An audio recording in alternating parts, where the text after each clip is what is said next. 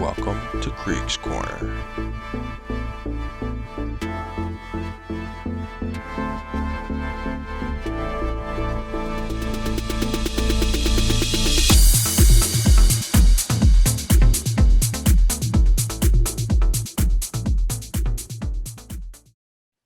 What's going on, everyone? Welcome to Kriegs Korner. That's Corner with a K. I'm your host, Adam Krieger. Got to change up the Zoom background for a little bit if you're watching on YouTube. It's freaking freezing in New York. It's 48 inches of snow. It's been miserable, to be honest. But had to have some brighter days ahead. Hopefully, get to a beach sometime soon. So throw in a little Zoom background, change it up a little bit. There's two things different about the show. In case you didn't notice, there was some music to start. That was under the advisement of Alex and Trey, and just how it, try and take the pod to the next level. What else? I got Matt Robertshaw on the show. He is a video producer at Vendetta. He does a whole bunch of shit, to be honest. He's a consultant, he's an audio engineer. He kind of does it all. He's got jobs outside of here, and we just go over his life in production, how he got there, his love for sports, his teams, and he gives some tips on succeeding in production, how to get there, a bunch of fun stuff along the way. In the back end of the show, Scotty Ice returns after a 1-episode hiatus. We talk some tennis.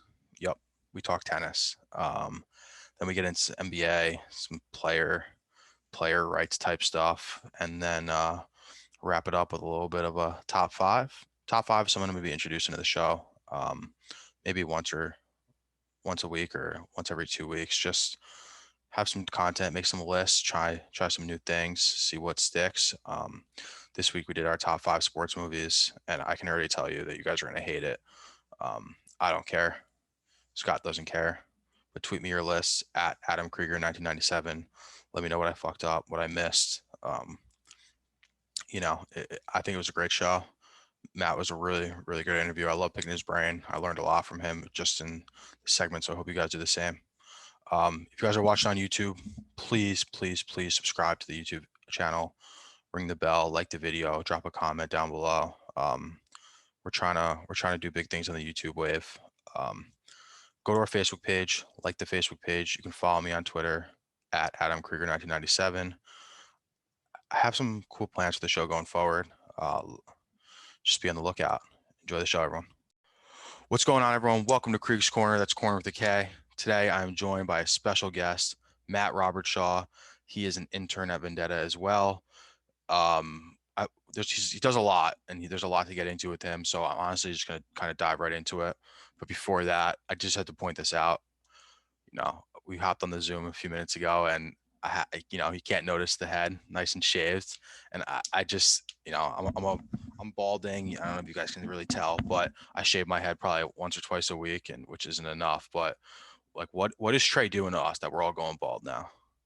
It's just easy, man. I mean, first off, it's cheaper.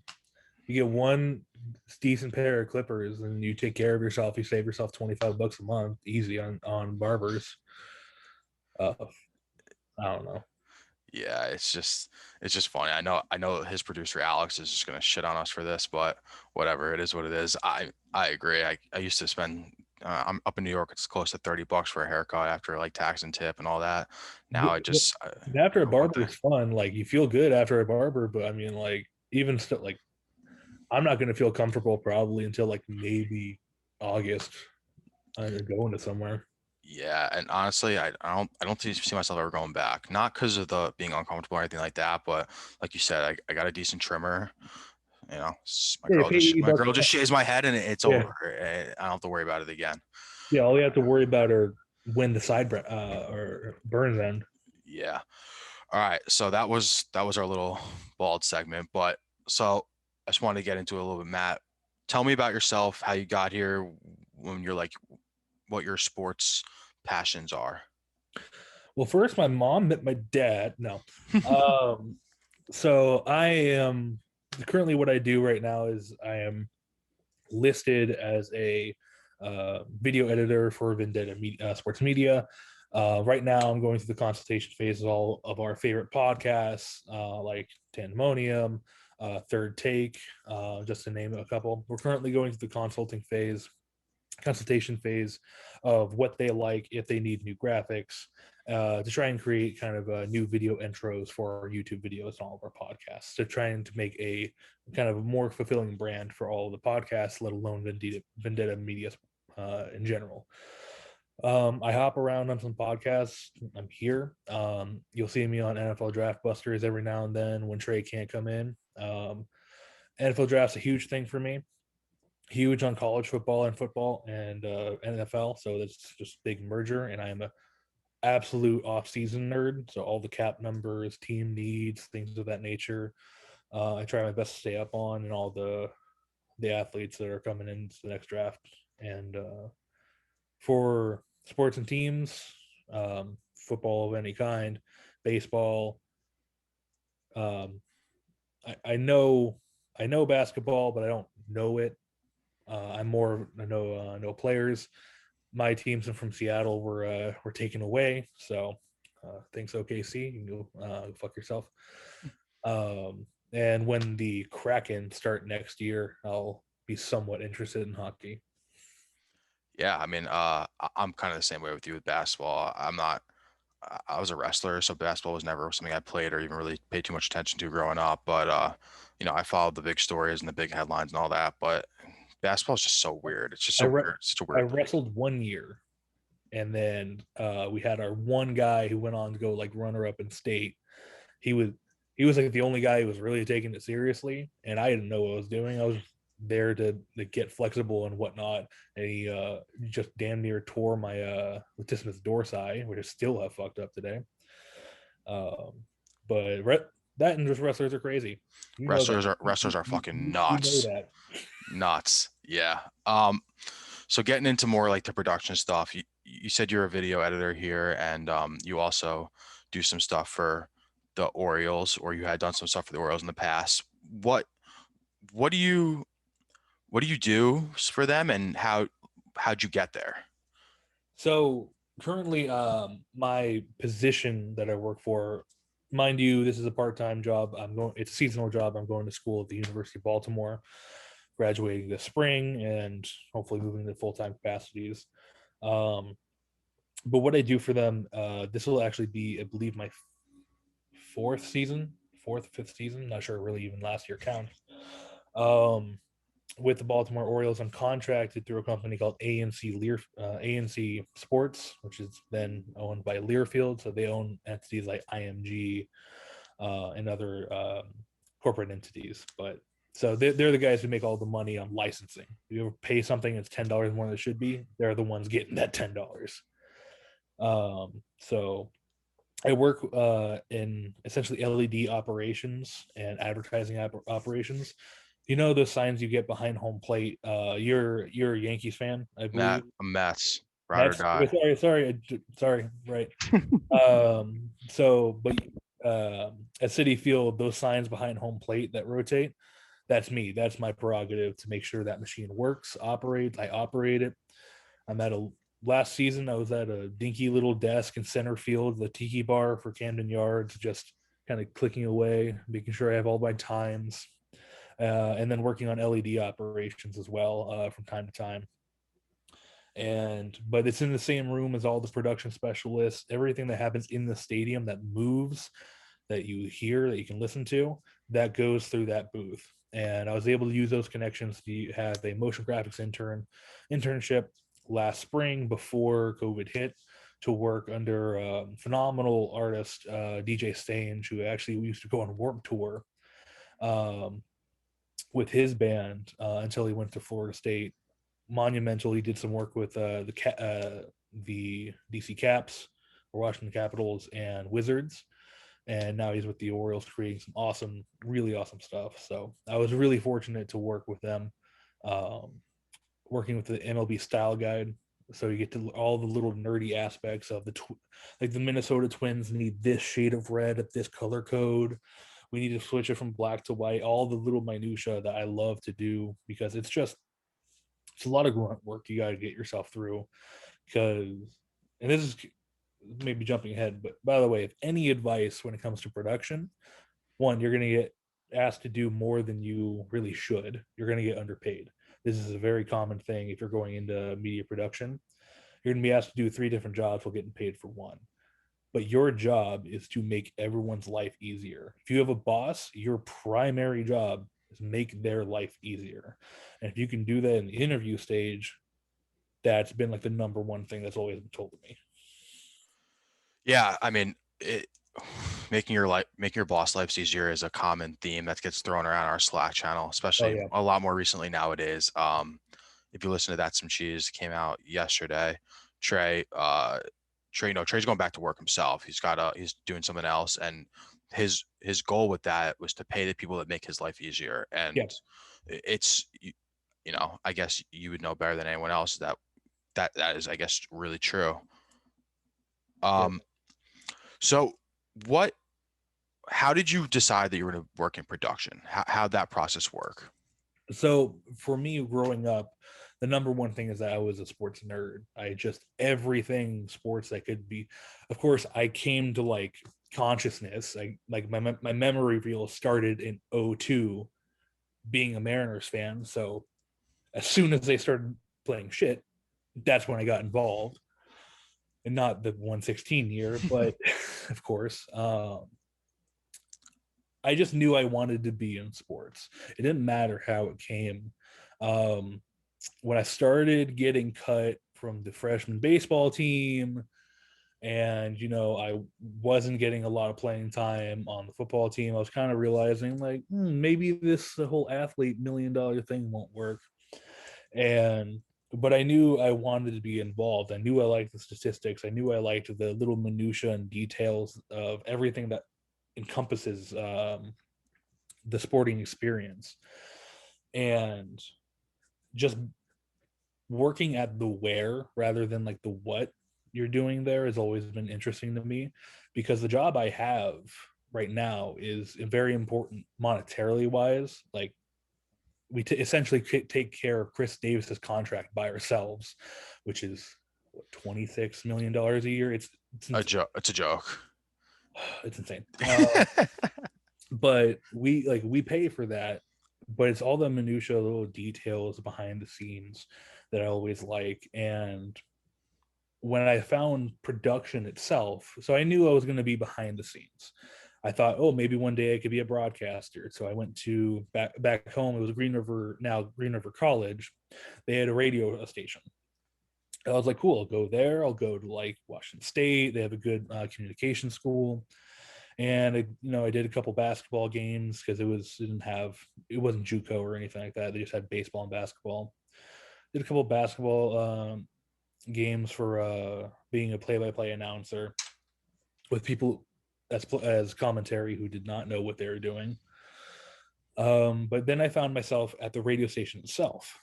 I was pulling in probably about 50 hours a week with classes, training myself, being trained, working shows, working sports talk shows, morning zoo shows, my own radio hours and whatnot.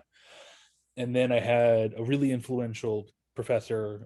His name was Jim Campman. He's passed away since I moved to the East Coast, but he was a voiceover artist. And we had these classes on audio production, so learning Adobe Audition and all that stuff, back to Pro Tools and whatnot. And I got to work with him through his sessions. He used to work for Westwood One, who's a media giant when it comes to especially to talent itself and radio networking. And he'd do commercials for Danville, Indiana, or Illinois, wherever it is, on like Jones Kia or whatever. But I'd get to be there, and I essentially became his audio engineer until I had to move on from the school. And finding that kind of time where you get raw data, you have a project. There's an end goal. It's due at 11:55, but here's 3 hours of real videotape, anything of that nature. All you have to do is finish it. There's a goal. We have an idea. Just do it. Just a meticulous working through cutting all the video or audio together, making sure it's coherent, just hitting those perfect notes of when you really hit it, when you like make adjustments on the fly live, um, or when the audio just hits, it just hits perfectly exactly where you wanted it. Everything comes together. I can't do that visually. I can't do that art wise, but I could do that auditory. I can do that through auditory processing. So having all of those layers, volumes, metrics, and all that stuff, it was so satisfying to me. And I could be a perfectionist. I'm one of those guys when it comes to video games. NCAA is going to ruin me because I'm going to get like 3 teams. I'm going to make sure every player is correct in their names, equipment, all that stuff. But it's that meticulous perfection that I pursue, and I could do that there. So I figured if I enjoy it that much, I know it might not be expansive, but I know if I work in the digital medium that it could be in demand in the future when it comes to sports. And luckily I have my foot in the door right now, working 6 feet away from all the other Baltimore Oriole production specialists. I get to talk with them every day. I get to work with them, and they know me. It's how I got my internship, and I was very happy to have that. And yeah, it was just knowing that I can help that fan experience as well. Knowing that I'm there, I'm watching. I get paid on a good day. I get paid $25 an hour to watch baseball at one of the. Sounds like the dream. People can debate or like Camden Yards as a stadium, but they can't debate it outside the top 5. It's a beautiful park. I've worked in the warehouse. I've shook hands with Eddie Murray and Brooks Robinson. Like, I mean, I'm incredibly fortunate for where I've worked as well. So that kind of bolds into the whole experience. Yeah, I mean, not that's that's obviously all awesome. I mean, it's literally my dream is to be in at SNY, which is the new Mets production company or the Mets network, and just be part of that. And I had kind of a similar idea where I'm I'm a sports like psychopath, I would say. Because for some reason my teams, not for some reason, my teams suck, and so they've never done me any good. But I still, for some reason, am just so invested in Oh everything day yeah, to day. I follow 100 different beat reporters, all yeah, that. I'm trying to get the scoops like no one else. But same idea. I'm from a small town in New York where you're not going pro in damn near anything unless you're one of the best, and that at a young age. So once I got out of there, it was how do I want to stay involved in sports and what do I want to do? And so it's, I'm fortunate to have ended up here. I got, luckily Anthony Fontanello went to the same school as me, and he put a word in with, our career advisement office. But there's a lot more failures than it seems than success stories it, in sports. yeah. So give me some of your failures. I know obviously they're not easy to talk about, but the first time you got rejected and what happened from there. Well, the first off is before I really knew people at the Orioles. Of course, I was applying there. Um, 3 straight semesters I got turned down for internships, and I understood I didn't have much portfolio. This one was a bit of the guy essentially created a position for me because he wanted some help. He got the funding for it. It's not really funding. I got school credit and get paid, but he got a desk essentially. There was an open desk, and he said, "Hey, I need some help." Um, it's it's always a constant failure because you have to make sure that one, what you're getting taught in school is actually correct for the industry, and the school itself, while I am very appreciative for University of Baltimore, is not preparing me. I haven't taken I took like video production 101, and that was mainly how to shoot. We worked on lighting one day, and the professor was out of a class of 30, um, didn't know what she was talking about, to be frank, and to be quite honest. And it, Isn't it crazy how professors just sometimes don't know shit? It's they're Well, supposed to be the ones that are shaping the future and all that, but like, it's okay, this person had done work in Green Bay as a news producer in 1988 to like 1991. what year are you taking And classes? yeah, and like I'm dude, like you're decades. And like she does like videography work for like small groups and whatnot, but it's not good. Like we were taking videos on cut scenes and how like to make eggs and whatnot. It was like a YouTube tutorial, but it was good. And so it's the first failure is to is would be to not identify weaknesses. I'm here because one, I need school credit. I need this to graduate, and Trey let me in. Um, but I also know that right now I need to do better in video. I need more video. I'm confident in my abilities, but I just need more practice. I need more of that ability. I need to look through more tutorials. I need to look through more softwares. The biggest failure someone could have is thinking that they already have it, that your skills are already up to snuff.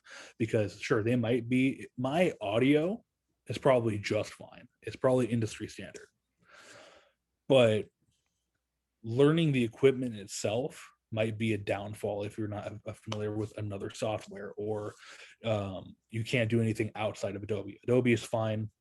That's what most people are asking for. But if you think that you're just fine as is, especially coming out of school, um, more than likely you're not, unless you have a very vast amount of experience doing it on your own. Like I know the Harris highlights guy has been doing it forever. Like as soon as he got to Arizona State, he started working on those videos, and he's built like his mini empire that worked. I think um, that now he's having his own personality shows and whatnot. But if you don't look at what you're bad at, or you think that I can just rely on these three pillars of your game, you're not going to have much of a chance. Yeah, I And mean, no, go ahead. and for me, it is I don't have the video reels. I don't have much of the reels, so applying to um, iHeartMedia, the big conglomerates that own basically all the radio stations, TV stations, and whatnot. Um, all of those guys, you need reels. You need some quality takes to show off what you can do. Um, and I don't have those. That's why I'm here. I'm here to build my portfolio and be better at what I'm lacking at right now. And I have an application I sent um, for a full time job with ESPN. Fingers crossed. Personally, that's just been my dream job. I know people have takes, but you try and be confident in what you have. But if you don't have it, it's hard to be confident. So that's why I'm here, is to build myself up on the things I'm not that experienced in. Yeah, I mean, I'm kind of in the same boat. I need this for school, intern for school credit as well, and so my school got me in contact with Trey, and but in my interview with Trey, I was like, I'm trying to learn production stuff, audio, video editing, all all the big stuff, because college can't teach you everything. They can teach you what they think is enough, and what they know, but it's not I'll perfect. I'll Go tell you ahead. this: no one knows everything. So the guy I work with, who's won regional Emmys, he has like a bookshelf of Emmys for things that he's done, hype up videos, commercials, all that stuff. He's still, if he doesn't understand something, he's going to hit brick walls and he's going to keep on trying to knock it down. He goes to YouTube, he goes to Reddit. Like, it doesn't have to be academic sourcing. Academic sourcing is fine, but the part that's nice in the real world is that if someone has information and shares it, that's free information. So I know when I'm all my stuff for my new desk, I got my laptop, all my is coming up soon, and when I get my desk, hunker down and learn all the tutorials. But do not be afraid of unconventional wisdom. YouTube, Reddit, all those things, as long as it works out in the end, that's knowledge that you've just gained you didn't have to go to school for. Now, people aren't going to let you in for the most part unless it's radio, without degrees and certifications.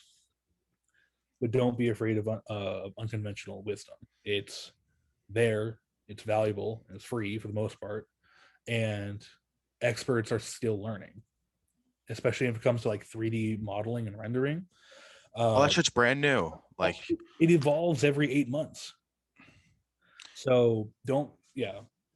And also don't think that you know everything, because it's going to catch up in 6 months anyway at the new Adobe Max conference or whatever.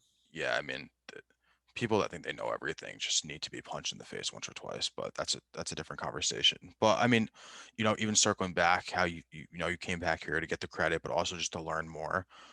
I wanted to do back end stuff, and I nag Trey every single day because I've been editing the NBA shorts the last few weeks since I got here, and I want to learn editing stuff, and it's very basic editing that I'm doing there. I'm just cutting up highlights and throwing them over, and dealing with Jackson's technical issues, cutting out the dead sound and everything like that. But he was like, there isn't really much audio stuff to do, so I was like, fuck it, I'll just create a podcast and I'll do it myself. And I'm trying to build my reel, and I don't know if that's enough still. And especially going back to like the college thing. So I go to school at Mount St. Vincent in Riverdale, and New York was hit really hard with the first wave of the pandemic. Like the first few cases in New York were literally 15 minutes from my house, and it's literally like another 10 minutes from the school. It's right in the middle. So we shut down really quickly. And in that class, that semester, I was taking TV studio production, where we have a TV studio in class, and you get to, learn the switcher and the audio and the lighting and all that stuff. Yep. It was shut down within 3 weeks. Yep. And now it's like that the class is on my resume. It's something I'm supposed to know. It's something I'm not going to be able to afford to go back and take again, because who wants to pay $3,000 for a class that you already have credit for? But it's just, there's so many different factors and variables, especially right now. And, even this, like, I would love to be in a production room or in a radio studio, but no one's taking other people. So it's just, what do I want? What do I got to do? All right, I found Trey. I actually happen to I got really lucky stumbling into where I did, the creative freedom, and just Trey kind of letting everything cut loose it was, I think, is instrumental in what my success and the type of media I want to do. I know it's not for everyone, but it's just, I want to build my reel. I wasn't planning on being a writer. Now I've been here, I don't know, I'm coming up on a month, and I just published my 70th blog. It's just like, shit happens, you got to do it, and just you got to kind of do a little bit of it all. Yep. And when it comes to it's tough, because in creating your own reel, when it isn't really afforded to you in the academic situations. I mean, I'm taking digital like media classes for the second semester in a row online, and for some people they're taking it on third. I mean, the stuff is supposed to be hands-on. We're supposed to be either learning firsthand, or this isn't stuff that you can learn over the phone. Not everyone has a lighting setup. Not everyone has an audio booth. Like, not all of us can eat enough eggs to make a sound booth. But I don't know. It's one of those things where it's that kind of mentality that is unfortunate, because it's everyone's idea of, oh, just pull up your bootstraps and just work through it. Now, if we don't have the loop, we don't have the boots, and we can't afford the credit cards because of student loan. I'm fortunate enough to be in a position to where right now I'm being reckless, and I'm paying the monitors and whatnot for a desk, but it takes a significant investment and of your own time, because to learn these things, to do your own projects, it's taxing. But right now we're all in a weird situation, because we're supposed to be learning hands-on material. We're supposed to be going through reels, how to operate switchboards, how to operate correct lighting, because when we see it, incorrect lighting, we all know it. We all know that it looks like it too shines on someone's nose or something like that, to get it for complexion. doesn't mean we've been taught how to fix it in person from people who know what they're doing.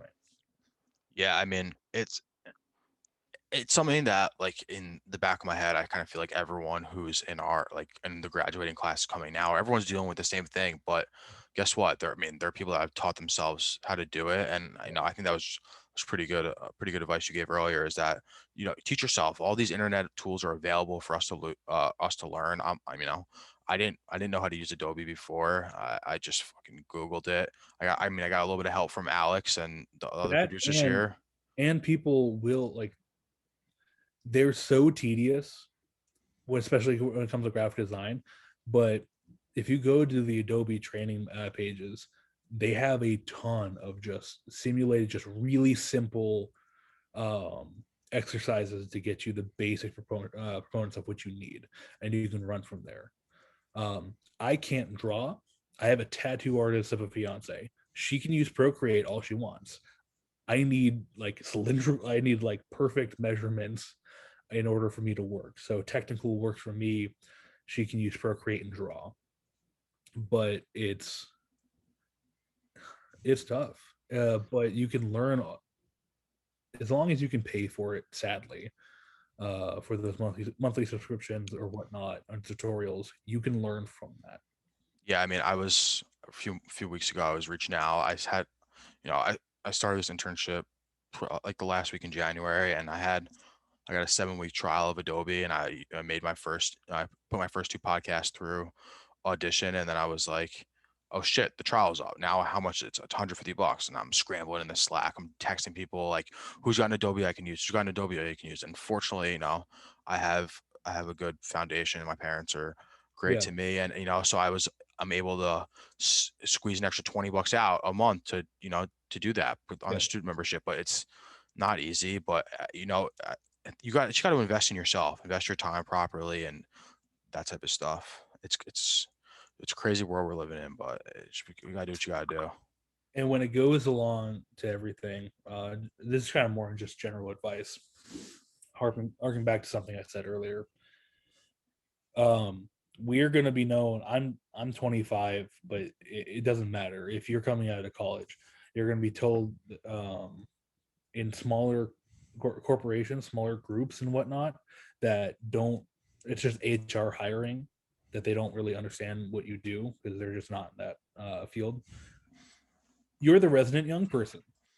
You know how to do social media. You know how to do like web coding, or you know how to do media because they look at media, not the simple facets of being an expert in video production versus graphics design. So it's really good to kind of round out your wheelhouse to make sure that you have enough just to touch on each kind of like spectrum of media.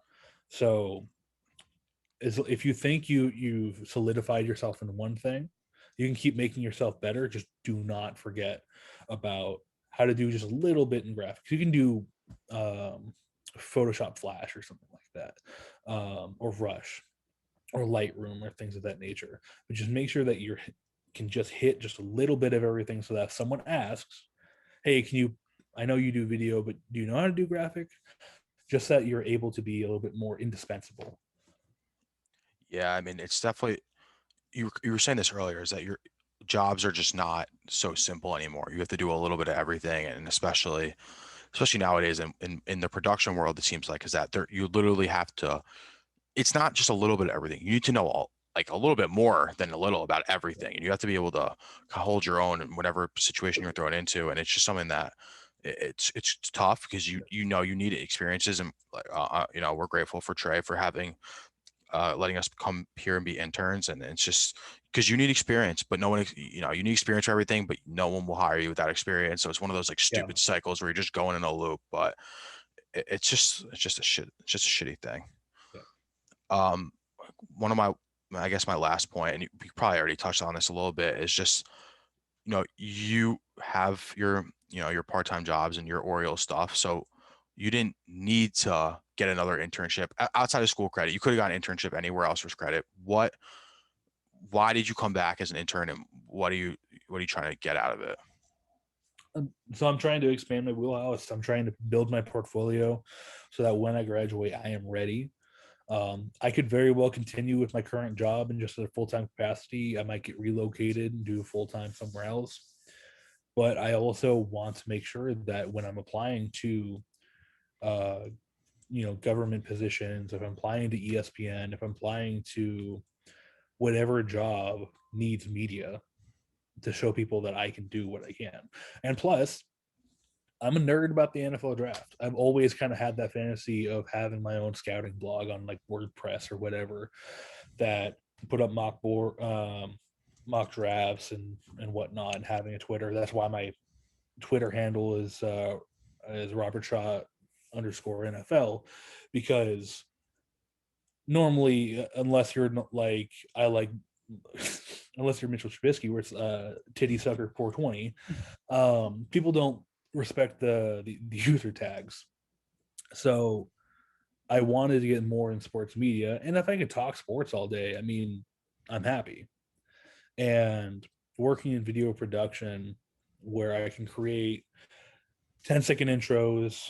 We're trying to think about an intro reel for you, so you can put it in your shows, an outro, intro, all that stuff, and finding different forms of being creative, and also understanding what stages are needed.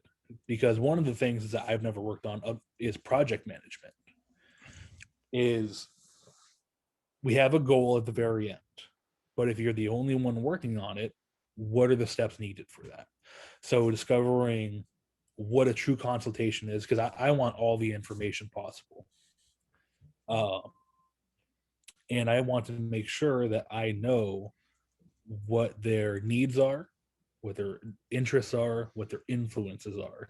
So that way I don't waste 10 hours of my week researching, creating, designing a logo and whatnot, putting everything together and paste it on. And like, I don't like green, but like the entire concept is around like green something.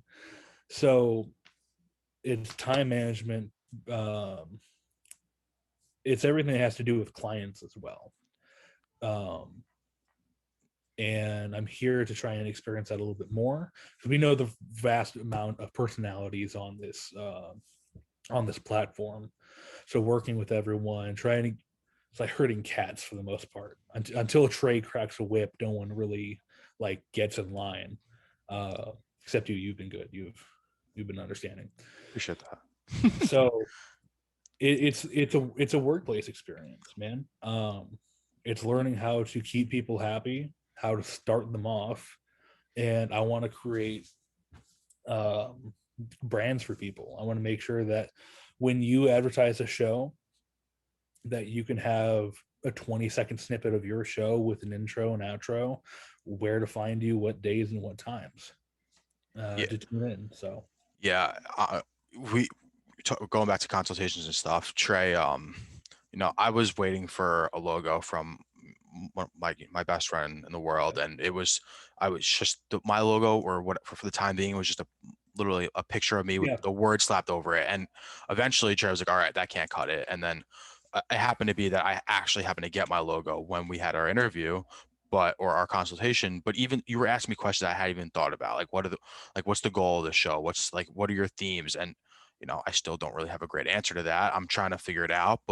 And this is getting into more of like a off the air thing, is that it's just, what do I want to do with my show going forward, and what's it going to be like? And I, like you said, the project management and seeing things from start to finish is something that I hadn't thought about it. And without your input and our consultation that day, I wouldn't have known. It's everything that's needed to unload that personal trauma of like, oh, I want to help people. Oh my God. But yeah, it's because that's necessary for me in order to understand what you are going to want, what Christian's going to want, what Dakota on a Tuesday is going to want, and so it's just more understanding. So it's a cohesive vision. The less time I get to waste is more valuable for everyone else. Because if you give me, I don't know, I talk about sports and gambling. Cool. I have absolutely nothing. You want like fake dollar signs all over your eye instead of eyes? Like, I don't know. That was literally our conversation. That's what I said. I said sports and gambling. Yeah. But when you get to break it down a little bit more, you get this one, it's self-reflection. So you get to look not only for you, but for myself. And another piece of advice is that if you have an idea one day, try to keep that idea, try to form it, keep it till Friday, and then do not touch it for 2 days. Leave it for the weekend. Don't touch it. Come back to it. See if it's still a good idea. See if you came up with something else. See if you came back to it and you're like, oh, that's dog shit. I don't like that at all. Why? I don't like that at all. And you toss it because that totally happens. I've done that. A couple other podcasts at my school I was working with brought up an idea, had the logo. They liked it. Left it for the weekend. I hate it. I absolutely hate it. I came with a new idea. They loved it even more. So it's okay to let things breathe if you have the luxury of doing that. Luckily, we have that time to do it here. Articles, that's one thing. But if we're working on production stuff, that if we're working from scratch, then we can create. I want to create something that's good to start with, not something we have to edit in 10 weeks.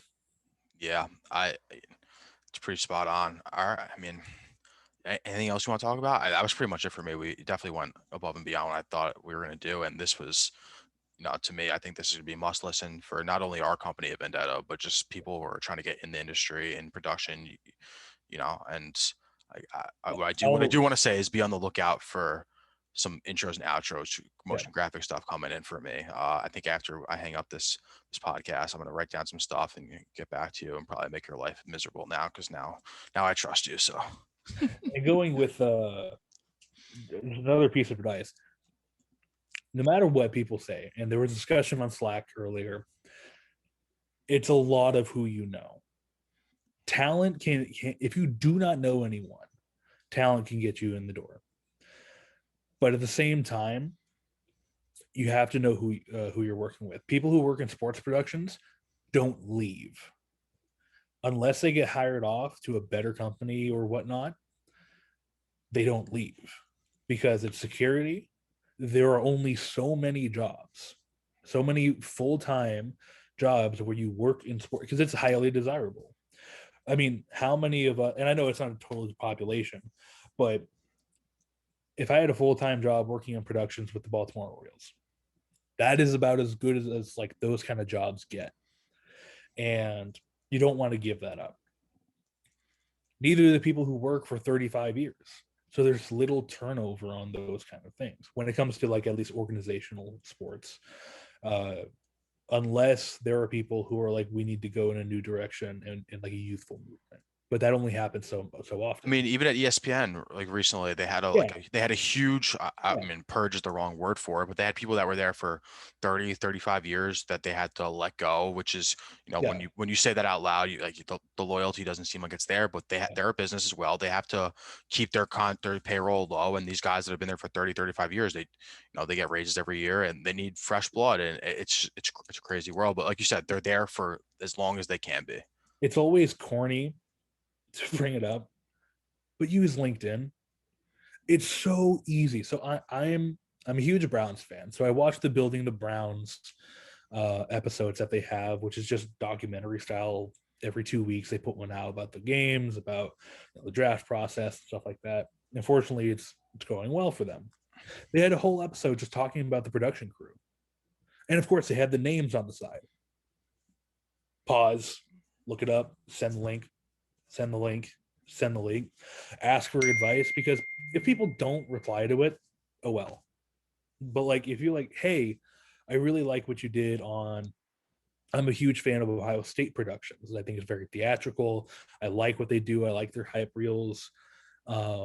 Connect with those people, because even if you don't get to communicate or talk with them, you can still see what they're talking about on LinkedIn. You can see some of their portfolio work, and you can get some inspiration and communicate with them. Everyone at the Orioles that I've come in contact with, I've gotten on LinkedIn. I've worked with as much as I can. I try to communicate with them to build those connections, because I mean, we have one guy who's a photographer on he does freelance photography work but he does some production work. He does some camera work for the Orioles, but he also, that dude hustles. He works up and down the East Coast. He goes to Madison Square Garden to work Knick games, and he works in the New York area. He works for a local TV station here. That dude hustles because he knows he just wants to get better at everything. He wants every opportunity to have every work experience. And so just by communicating as much as I can and knowing as many people as I can have connections of, say, oh, I know how this guy works, or I have an idea of like how a couple of video operators at ESPN work now, or how the SMU athletic department operates, or something like that. Don't be afraid to use networking possibilities. I mean, the coolest moment personally, like on Twitter, Alonzo Highsmith followed me because I was giving draft takes a couple years ago on the 17 quarterback class, and 18 quarterback class. And he was in the front office of the Browns at that time. That was the coolest shit to me.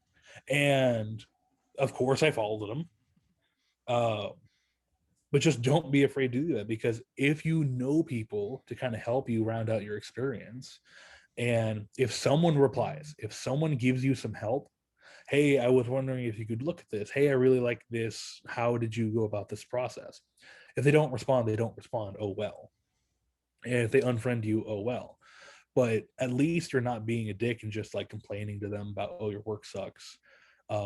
It does not hurt. And it takes 2 minutes. If you liked a video on Instagram, and like if you liked Tom Brady's video about calling out the haters, find out who did that video, see who that person is and how they got there, what work experience, what licensing they went through. So, all right, I'm gonna wrap this up because I know Matt's got class soon. You're good. This is literally perfect. But I'm just gonna kind of sum up in my own words what I think your advice was. Number one is shoot your shot. Don't be afraid to do it. Reach out to someone, ask for help, ask for opinions, talk to people, and make connections. 2, invest in yourself. Give yourself the best possible chance, whether, everyone's obviously in different financial situations, but invest your time in the right things. And 3 is know what you don't know. Be open to learning, being told you're wrong. I think especially that last part, being told you're wrong, and, being okay with that is something that a lot of people struggle with. We see it a lot in Vendetta specifically, but it's not just here, it's everywhere. And, everyone knows someone who can never be wrong. Is that right? yeah, that's about right. All right. That's going to do it for our little segment with Matt Robertshaw. Give everyone your Twitter follow or your Twitter handle, NFL in it. Fun fact about that is when I saw that you had NFL in your handle, I was like, holy shit, this dude's a fucking draft scout. And I mean, like you said before, I have numbers in mind, so I have to figure out what I'm going to do. Yeah. And it doesn't hurt. And plus, all I do on that is follow everyone from Daniel Jeremiah, Forio, all the personalities, all the teams. That's that. I have my own Twitter. It's not a burner. I call mine a burner. I love my burner. I have Twitter. My NFL one. That's where I mainly go. But it's just sports, man. It's a little bit easier to respect someone who has that, because what do you see Matt Miller, Daniel Jeremiah, all those guys have? NFL scout, like their job title, what they do is in that. And I was like, yeah, it's easy. I can create just another account. All right. That's going to do it for Matt. Thank you. And I'll see you guys soon. Hey, you. Yeah, you. In case you hadn't heard, your favorite Renegade Sports Media Group has its own Patreon. Go to patreon.com/Vendetta Sports Media to support our efforts to continuously bring you sports, gaming, and other media coverage as only we can. We've got 4 different membership tiers. For $3 a month, we'll give you a simple thank you on our Patreon site. For $6 a month, you get a thank you, and you get to become a recruit in Jackson Law's Vendetta University Gaming Series.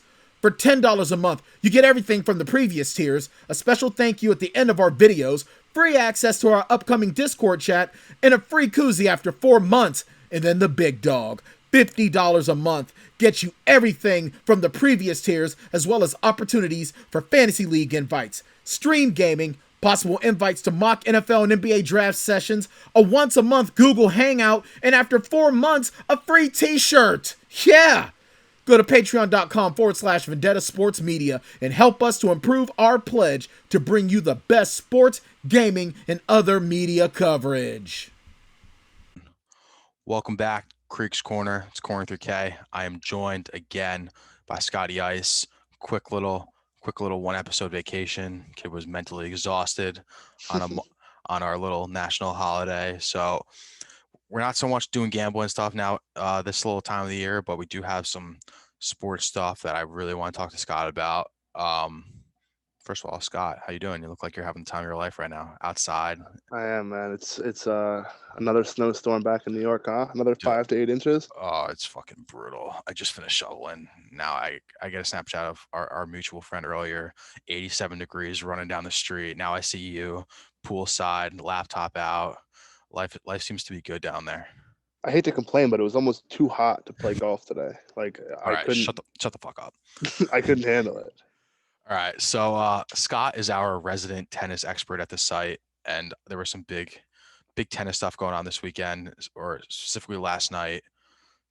Naomi Osaka defeated Serena Williams. Is she the next face of tennis? I would say absolutely, at least as far as the women go. Assuming she beats Jen Brady tomorrow, I think she opened at like a -400 favorite. I wouldn't call it a sure thing, but I mean, she's a heavy favorite. -400 favorites are favorites for a reason. Yeah. No, I mean she'll win. It's Jen Brady's first Grand Slam final, so I'm guessing she'll be feeling the nerves. And Osaka's been there before a few times now, so she'll probably be feeling pretty confident. So I expect her to win, and that'll be her 4th major. She's on her way. Like, you got to think she'll at least get to double digits. And if she stays committed, stays on the grind, like, who knows if she could end up in the GOAT debate herself. She's really fucking good. Yeah, I mean, part of I think what makes her so marketable is just like the way she carries herself, her off the court interviews. She gave a great interview this last night or this morning, depending on what time you're listening, about just like her experiences playing Serena. And it's just something that athletes and media and press conferences and interviews are just such a fucking interesting thing, because you can literally just like create your own destiny from that. You could be a dick, or you could be graceful, and obviously there's in between, and every reporter and every scenario is different. But it's just, I don't know, you feel like you're an athlete, you're an idiot if you're not doing the right thing by that. But yeah, she's very relatable. So when she first burst onto the scene, she was 18, 19, winning big matches, beating Serena, beating these top guns. And then she'd walk into these interviews and be asked questions in front of 30,000 people, plus millions more on TV. And she was just so awkward. And I personally loved it. I'm like, this is how I would sound in front of a camera, it's that many people there. I would be super uncomfortable, super awkward. But she's really grown into it. She's gotten a lot better. And she's, last night she was a ton of fun in that interview. I feel like she gained even more fans, talking about playing and beating her childhood idol. Yeah, I mean, the only person that didn't like it was Ravel, but it's a different story. Dude, he's got something to say about everything. I know you're more of a Ravel fan than I am, but he just the last few weeks, I guess he's just been a fucking. Well, I didn't even catch what he said. What did he say? Let me pull it up. It was just, I think he honestly might have deleted it already. Fuck. You can't hate Naomi Osaka. She is a sweetheart. The only thing that I don't like, this might be a little controversial, but she plays out of Japan as her nationality. Meanwhile, she's lived in Florida her whole life. She actually a couple of years ago started taking Japanese lessons. The girl can't even really speak Japanese. Which makes you think that she's mostly playing out of Japan for the marketability options there, getting those Toyota sponsorships and stuff, which I don't love. But as a person, she seems like she's awesome. Super sweet and a fucking awesome tennis player. Yeah, she is. I can't find the Ravel tweet anymore. He probably deleted it because he knew he was getting too much shit for it. But Screw it. what is going on in the tennis world? So it's about to be the finals. What's the men's side looking like? How are your Yes, so the futures? finals is all set. My futures, both my guys lost in the quarters. Um, it hurt. My guy Zverev, he was like, I mean, he outplayed Djokovic. Every single stat would tell you, like, if you lined up the stats next to one another, you would be shocked that Djokovic won. He just played all the clutch points like super well. So I was really bummed about that. I stayed up literally till 8 in the morning. Like I had my alarm set at like 3:30 to make sure I was up. I watched the whole fucking match. And my guy Zverev, like, I mean, he choked is what he did. He got himself in a spot to win, and he just couldn't close it out. So that hurt. But it's been a fun tournament. You know, some good matches. Nadal just lost the other day. We got the other semifinal tonight, Medvedev and Tsitsipas, to see who plays Djokovic. So it's exciting. Is this going to be Djokovic's tournament? Does it look like he's going to win it now? You know, I don't know. I mean, I think he'll beat the Greek dude Tsitsipas pretty easily, but Medvedev gives him a lot of problems. They have like very similar games. It's like when they play, it's really just a battle of like who can withstand like these long ass rallies. Who, because they're playing in Melbourne, it's like 90 degrees there right now. So like, who wants to just stand in the fucking sun and run around longer? Because they're both the kind of guys who will never miss. So like, how long are you going to move around the court, hitting the ball back to the other guy? So it should be fun. I'll be up watching. It'll probably start at 3:30 in the morning Eastern time, but they'll have me. For the love I'll of be the game, spectating. Love of the game. One other question, I wasn't really planning on asking this, but what is like the major difference? Because there's always differences between you play on clay, grass. What is it really that big of a difference for pro players? Yeah, it's definitely a big difference. I mean, so all these guys have different playing styles. Wait, yeah, how's my mic, by the way? Can you hear Good. me well? Yeah, perfect. All right, word. Yeah, so like it's all about, how high the ball is going to bounce off the court, like how effective the spin you put on the ball is going to be. So like when you play at the French Open on clay, the ball bounces higher than it does on grass or hard court. So someone who hits the ball with a lot of topspin, that ball is going to shoot up high off the court, and it's going to be uncomfortable for your opponent to hit. Whereas when you're playing on these hard courts, like, I mean, you grew up in Irvington where we have the hard courts, like, how the ball bounces and it seems normal. So like, it's just all, I wouldn't say it's not a different game or anything, but it's just like little nuances where you got your top guys who are, going to be good on every surface, but it's just the change of the surface can put someone over the hump, and it can set someone back, to the middle of the pack. It's crazy. It's one of the only outside of baseball where like the home runs are all different distances and stuff. It's literally like something changes every single tournament. It's something. It's a nice little unique wrinkle for tennis. It's awesome. Dude, I used to say, like, I mean, and we can do this discussion more on a future show, but like, if every like NBA team had some own like nuances to their home court, like maybe like the Nets have their 3-point line like 2 feet back. So like you come to Brooklyn and it's like, oh, like we're playing in Brooklyn, we got this nuance. Then you go over to Golden State, and their whole thing is like the free throw line is a few feet forward, and it's just it'd be cool if every game was a little bit different versus like it all being the same. Because how do you watch 82 fucking NBA games? You can't. You don't, and it's literally why we're not. That's why I chose not to do NBA gambling for the show, because it's just especially right now, we're in that point of the season where everything fucking sucks. But it sucks. Moving into a little bit of NBA, a little bit just kind of like overall college basketball.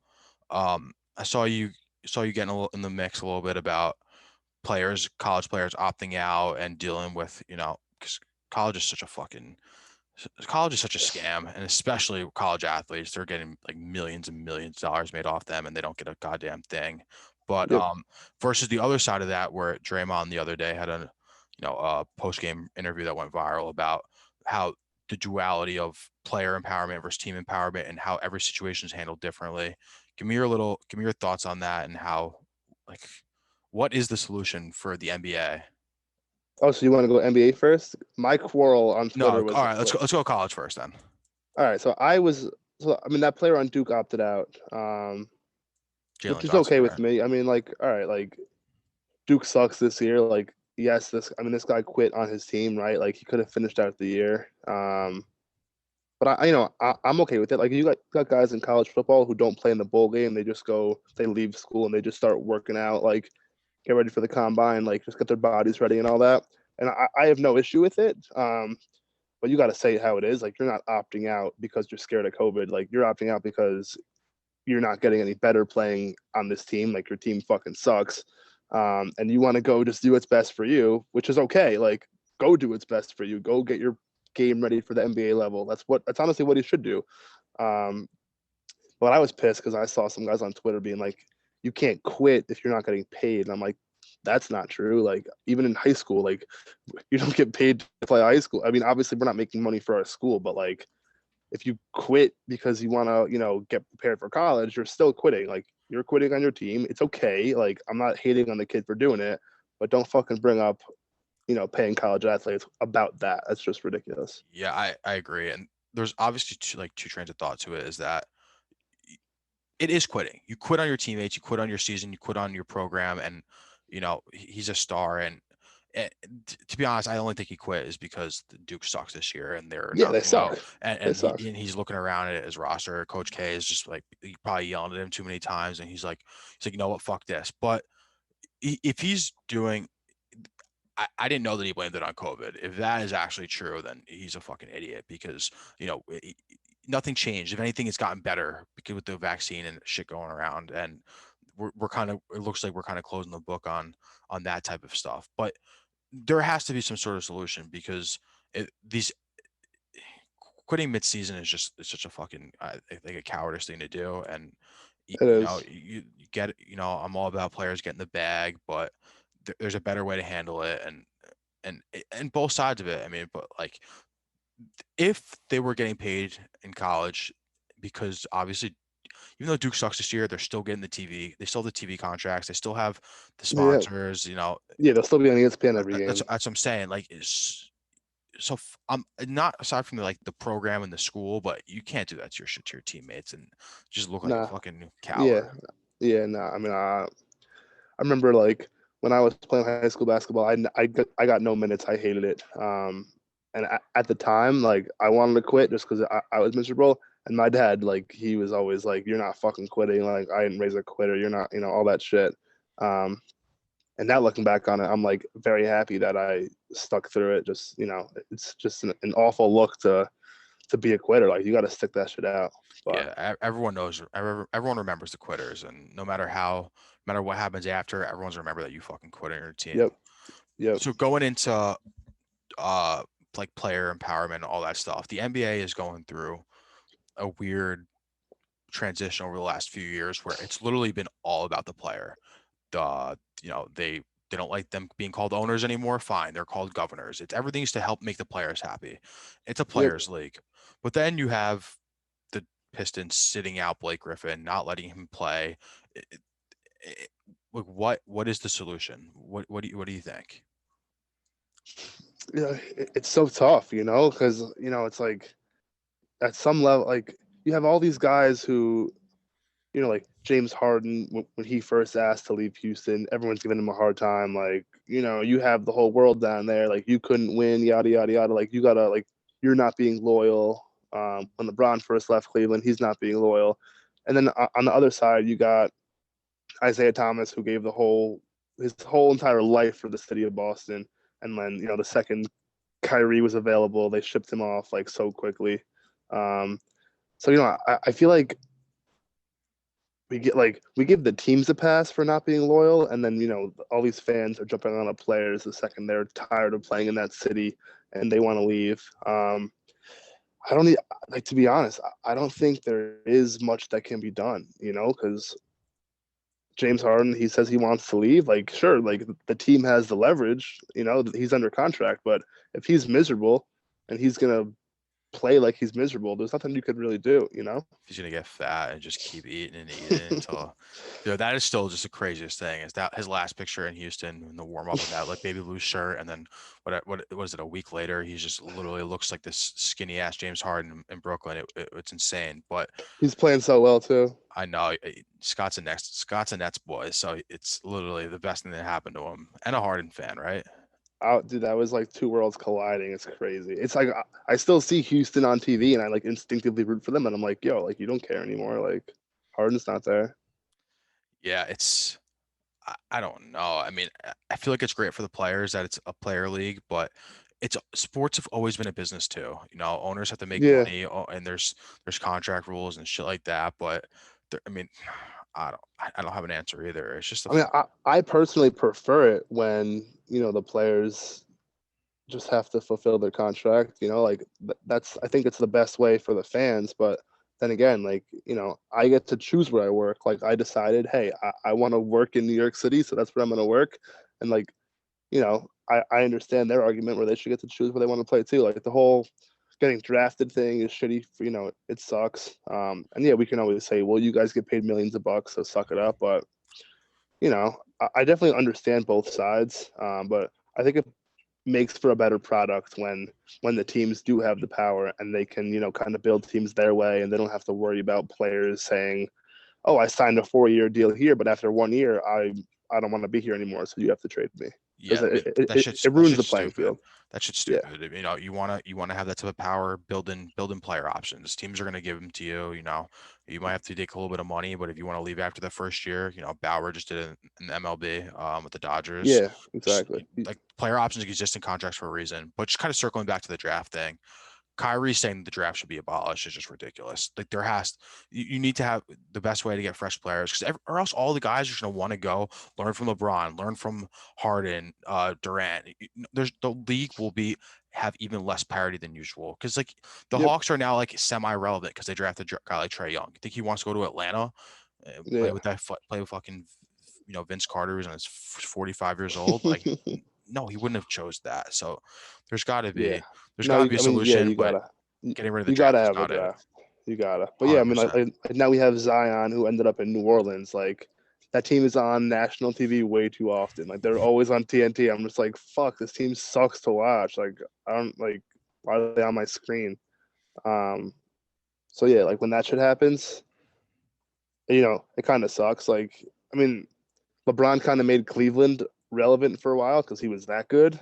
But when he ended up going to Cleveland, it couldn't have been good for the league at first. Like you want those kind of guys in New York, in LA, in Chicago. He was really lucky that the Cavs drafted him when he's an Ohio boy. So he got lucky in that aspect of it where he was going to be happy. But you don't think that he was going to, if he would have been gone to fucking Seattle or Oklahoma City as a rookie, he would have been miserable. It's not. That's not it. All right, moving on a little bit. Big NFL news of the day. Carson Wentz got shipped to the Colts, reunited with Frank Reich.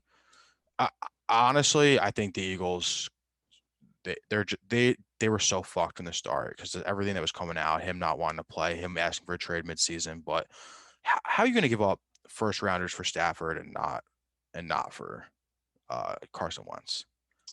I know Wentz has just not been good for like a year and a half, but like, dude, we talked on our last time doing this show, like, we said like, hey, Colts future, we're looking pretty juicy. They're a quarterback away, and like now you got Wentz, who's being reunited with his old quarterbacks coach. But from back when he was like playing at the MVP level. So I would say look out for the Colts. Like they got cap space. I think they're going to be fucking good. Yeah, I mean the Eagles are eating damn near close to $30 million. I think it might have been more than that on just to go have him play in Indy. They got pretty much nothing in return. I mean, he could turn into a first rounder if Wentz ends up playing well. I think he needs to play like 75% of the snaps or in a playoff berth. But this team was got a playoff berth with Phillip Rivers, a guy who literally could not walk anymore. They had to put in a backup quarterback to throw the ball on third downs. So I think this team, it's a QB sneak. Brissett would come in third and short. Like Phillip Rivers couldn't reach the end zone. So and that team went 11-5, made the playoffs. My thing with Wentz, that although he sucked the last year and a half, we saw his upside, and we never really know how people come back from ACLs and injuries, and so that's kind of the one little like maybe excuse that he can get. But Do you think Carson Wentz a top 10 quarterback? Right now, no way. But like, I mean, he was like at his peak. I mean, for sure he was. Like, I was, as a Giants fan, like I was really upset that this guy was going to be in my division, beating us twice a year for the next 15 years. And I'm like, Now you're mad that he's leaving based off the way he played. no, I mean, like, I don't know if he ever would have gotten it back, like in that situation. Like, it seemed like it kind of had to end. Like they had reached their breaking point, but I wouldn't be surprised at all if he got back to that high level with a fresh start. Like, just let him hit the reset button, meet some new teammates, like make some connections. Because that was the thing. Everyone was saying that his teammates don't like him. So yeah, I mean, just give him a chance to reset, like try and figure it out, like work on himself, get better at football, and I think he can reach that level again. What is he, 28? I don't know. I mean, he's fucking young. He's NFL young, especially for Yeah. quarterback. If he's gonna have a good offensive line, it's just something that Yeah, he's 28 years old. yeah. So he's got good years ahead of him still. If it's possible, it's just Crazy. dude. So I much never quarterback thought that- turnover this year. I never thought that he would be like he was the one who'd be gone before Dak was. Just listen, Dak's the best quarterback in that division. It's fucking. It's Oh, great. yeah, I mean for sure, but I just never saw that coming. Like, good for him. Good for him. All right, little transition from the real sports to I don't know. I think I'm gonna try and do some little top 5 type stuff. I'm not trying to steal any content from anyone else, but we're in this weird dead zone. So I want to hit Scott. We're pretty much the same age, so we grew up watching the same movies. I want to hear top 5 sports movies. We'll go snake draft style. Scott, go first. All right. I think my number. Am I starting with 5 or 1? Let's start with 1 if we're drafting them, just in case you take them. True. All right, my number 1 top, like no doubt, best sports movie. I honestly, I kind of hope you agree because I feel like we have similar tastes, but I'm gonna go with Coach Carter. Coach Carter. That was one of the Absolutely ones I saw later in kick-ass life, movie. to be honest. But it was something that it's obviously a great movie. Great movie. Like every lesson in it is like it's good for all ages. I mean, I don't even know what to say about it. Just like Yeah, it you kind get of the speaks. chills. Like Kind of you speaks for choke up at itself. parts. That like it's about teamwork. It's about like stern, like almost parenting. It's got every lesson in the books. And I love basketball. That's my number 1. This is gonna be a surprise to most people, but my number 1 sports movie, without a doubt, is Miracle. I'm not like a true hockey guy, but maybe it's because just like the amateurism and like the camaraderie of the team and it being USA. But that movie I can watch every single damn time over and over again. Yeah, that was my number 2. Okay. I mean, that's the same shit where you just got like fucking chills the entire movie. You could watch that like 4 or 5 times a year and love it every single time. It's a great fucking movie. All right, here we number 2. Number 2. So it's funny. I have a lot of different movies written down of like different vibes. For my number 2, I'll go with Moneyball. That was on my list too. I love Jonah Hill. He's easily in my top 3 favorite actors. I love the guy, and this is like a different kind of role for him. Where he's not playing like the idiot, but he's still like the big, kind of like fat nerd, whatever. But I just love that it's based on a true story, kind of like Miracle. That's just like how the A's have had to operate, and they still do it. Where they don't pay their fucking players any big money. They're just looking at numbers. And they were kind of the first team in any sport to just kind of look at the analytics, like, hey, look, we can't afford to pay and keep up with the Yankees and the Red Sox and all that. So we're gonna just have to build our own system. And that movie was awesome. All right, so first of all, just the fact that that's still relevant to the A's and it's kind of crazy. It's kind of gross. I mean, they're getting rid. Rumors are they're getting rid of Matt Chapman, who's arguably one of the best baseball players in Yeah, they in the won't pay MLB him. right now. It's just because like it's just stupid. It's not like they've won or anything like that. But my number two, Glory Road. Um, to me, I watched it when I was kind of young, and it's such a weird movie to watch when you're young because it's just like the language and like the idea of what's going on. But you want to talk about learning lessons and shit. You know, we come from a very small, privileged area of New York where, whether we like it or not, the diversity is not really there, and you learn quickly, and just like opening your eyes to what the world was like, and even what it still even is like to an example is just freaking nuts. I like it. I like it. You want my number three? Yeah, hit me with three. I think we'll do top four. I All don't have to right. go with five. Different vibe, but dodgeball. All right, if that's the vibe we're going with, we got to do five because I have mine. Dodgeball is a fucking sport. I don't care what anyone says. Vince Vaughn, Ben Stiller, like I don't care. Like you can be 8 years old or you can be 25 like us, or I can't imagine being 30 and not liking that movie. That movie is fucking hilarious. Absolutely classic. Will always make me laugh no matter what. The rewatchability of that movie is just incredible. No matter how many Crazy. times it comes on. All right, number three, I'm going with Happy Gilmore. I did an Adam Sandler blog a few days ago, like his top 5 movies. That's my number one for him. It's just, dude, if we're going comedies, can't beat Gilmore. Can't beat But it. did you post an article after he made that tweet? Yeah, I actually did. Yes, that was what sparked it, but I honestly forgot to include that tweet in it as well. But That's awesome. No, Happy Gilmore is hilarious. Adam Sandler, like growing up, was easily my favorite actor. I don't want to little like, Jewish boys. yeah, exactly.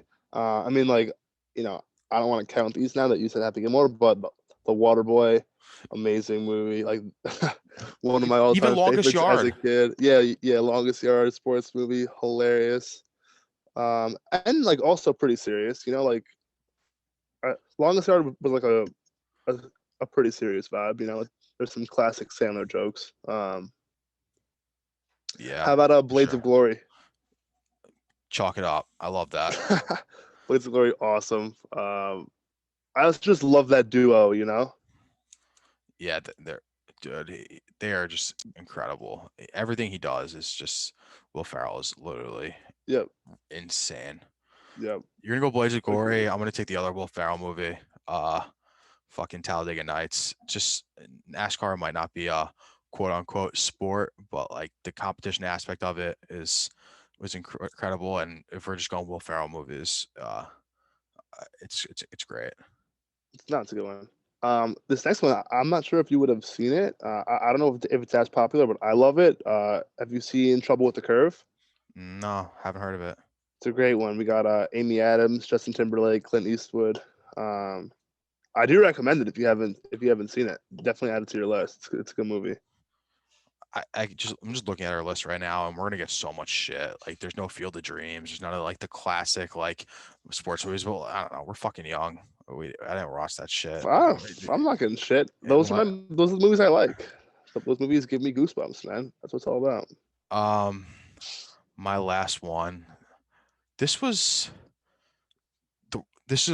gonna be an odd one too, but it's I, Tonya, that movie about the figure skating ordeal. It's honestly the reason that it kind of a little bit ties in with Miracle about like the nationalism and the nationalism is like a fucking curse word nowadays. You see, you're gonna end up on Twitter, but just like the story behind that and just like what this like elite competitors are just sick in the head. So yeah, they would literally do whatever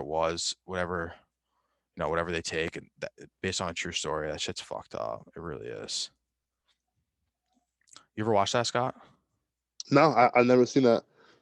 I'm just just sitting here trying to think of ones that we might have missed. I mean, we missed Field of Dreams. We missed Friday Night Lights. We talked. Yeah, I mean, oh fuck! I knew what I was gonna do. All right, my honorable mention is Major League. That movie is just incredible.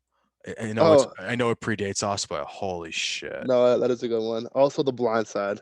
Blindside.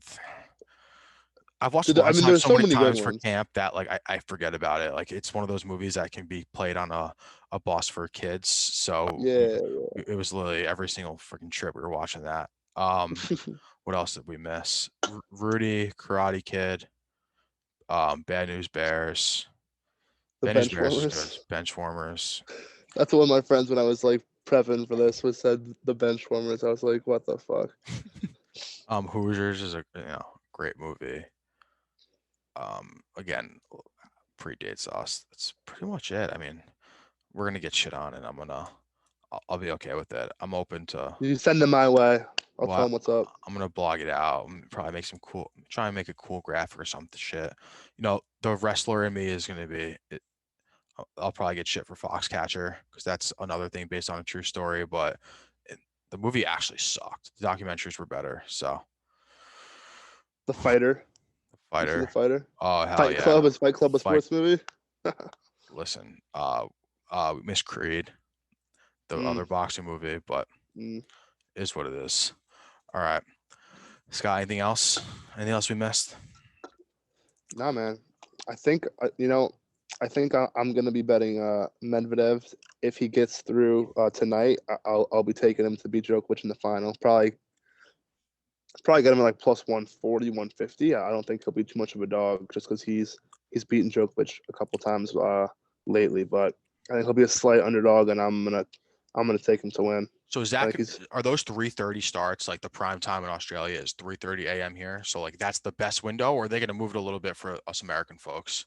no, they don't care about us. Yeah, I mean they're 14 hours ahead, so like 3:30 a.m. our time is what like 5:36 there. Yeah, probably. Maybe they're even 16 hours ahead. I don't know, but yeah, that's like their prime time spot.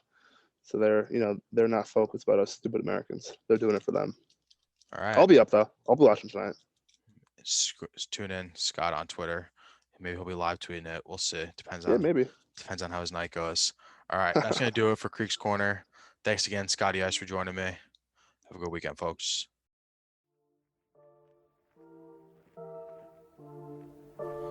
Thank you for listening to Kriegs Korner.